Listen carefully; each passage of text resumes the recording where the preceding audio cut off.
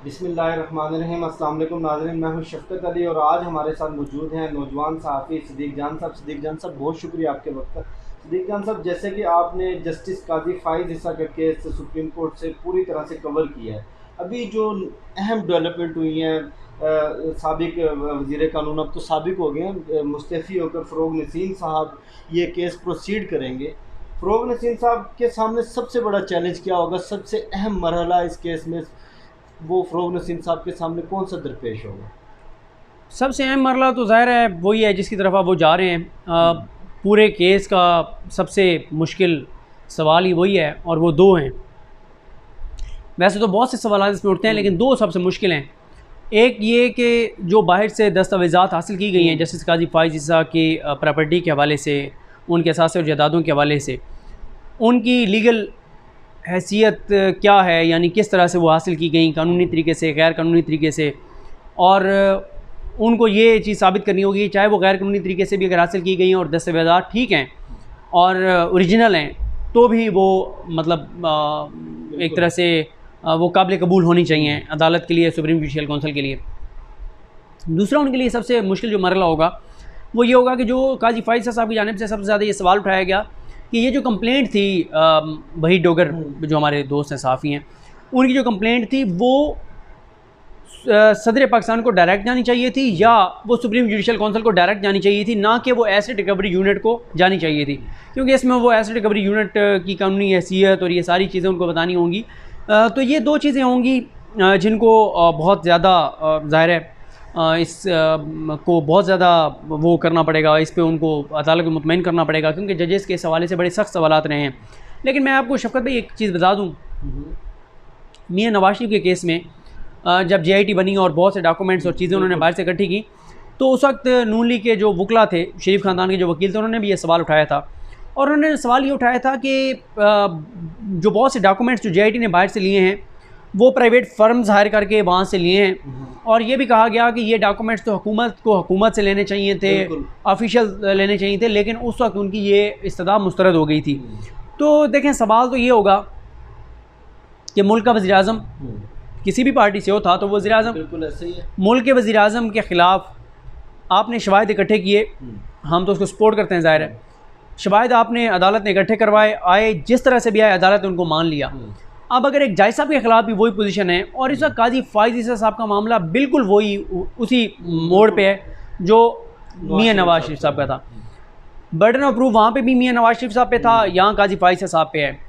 मियां नवाज शरीफ साहब ने भी कहा था, वो जो उनके बेटे हैं हुसैन नवाज साहब, उन्होंने कहा था अल्हम्दुलिल्लाह, सुभान अल्लाह, माशाअल्लाह, हमारी हैं जदादें और असासे। यहाँ पे भी काजी फ़ाइज़ साहब ने माना है कि मेरे बीबी बच्चों के असासे और जदादें। जब आप ये तस्लीम कर लेते हैं तो बर्डन ऑफ प्रूफ आप पे शिफ्ट हो जाता है। अगर वो ये कहते हैं कि मेरे असासे और जदादें हैं ही नहीं, मेरे से मुराद है कि मेरी फैमिली के भी नहीं है, हमारे इनसे कोई तल्लुक़ नहीं है, फिर हुकूमत के लिए पहला ये मरला होता कि हुकूमत को ये साबित करना होता कि हाँ, ये असासे और जदादें इनके बच्चों की हैं, इनकी फैमिली की हैं। अब वो तस्लीम कर चुके हैं। जब वो तस्लीम कर चुके हैं तो वो पहला पूरा मरला मुकम्मल हो गया, जब उन्होंने खुद से ही तस्लीम कर लिया। तो अब बर्डन ऑफ प्रूफ उन पे है, जैसे फ़रोग़ नसीम साहब ने कहा है कि जज साहब ने आप जवाब देना है, बिल्कुल उसी तरह जैसे आप एक पब्लिक ऑफिस होल्डर को पकड़ते हैं और आप उसे कहते हैं कि जी आप अपने असासे जो है ना वो बताएं कि आपकी आमदन तो इतनी थी, आपके असासे इतने कैसे बढ़ गए। बर्डन ऑफ प्रूफ उस पर होता है हमारे आइन के मुताबिक, हमारे नैब के लॉ के मुताबिक, हमारे कवानीन के मुताबिक। तो हुक्मरान हो, सियासतदान हो, सब हो, उसमें जजेस का सबसे ऊपर एक मकाम आता है, क्योंकि देखें ना, जज वो मनसब है कि जज किसी केस में सज़ाए मौत सुना दे तो बंदा सूली चढ़ जाता है, ज़िंदगी उसकी ख़त्म, बरी कर दे तो ज़िंदगी उसकी बढ़ जाती है, उसके बाद उसकी जब तक ज़िंदगी लिखी है तभी मौत उसने मरना है या जैसे भी, तो वो है।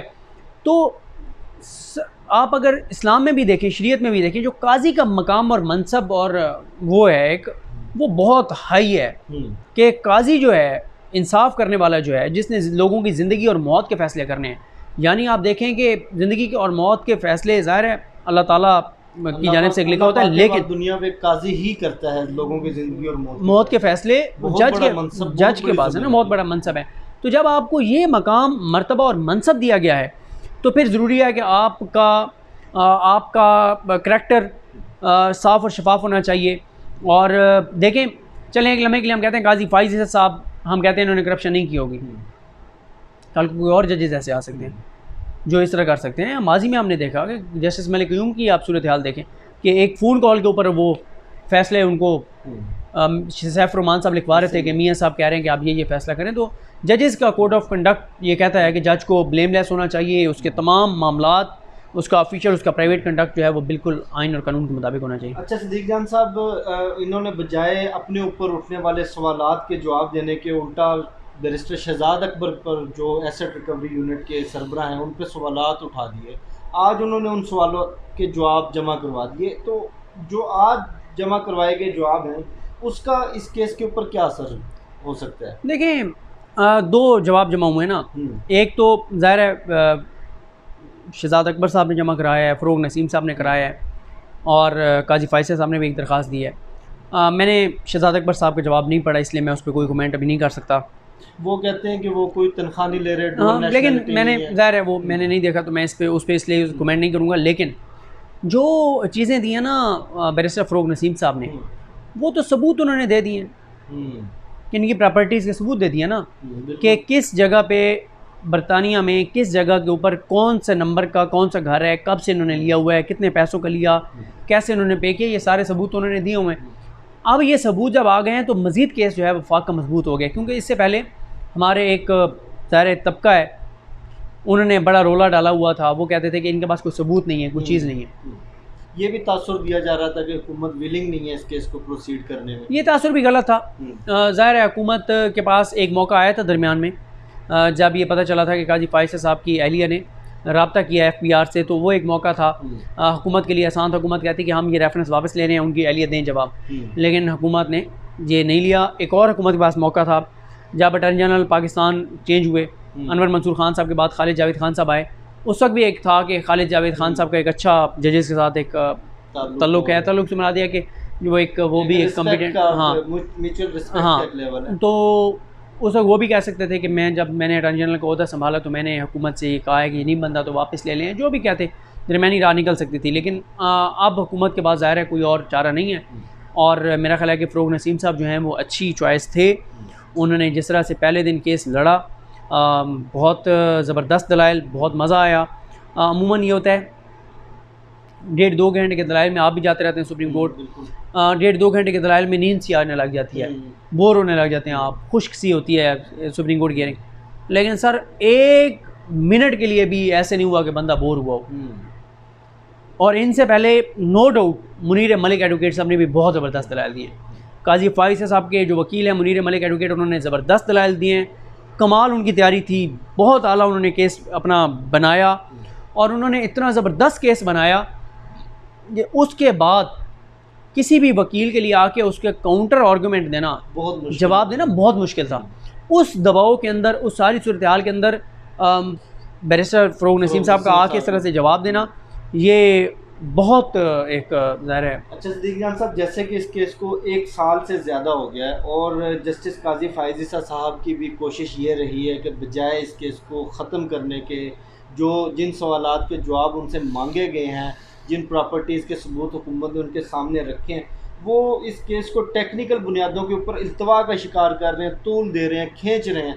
अब आपको बेंच का रवैया और आज की प्रोसीडिंग देखने के बाद क्या लगता है कि केस मज़ीद तूल देना, खींचना या पेंडिंग में डालना पॉसिबल रहेगा?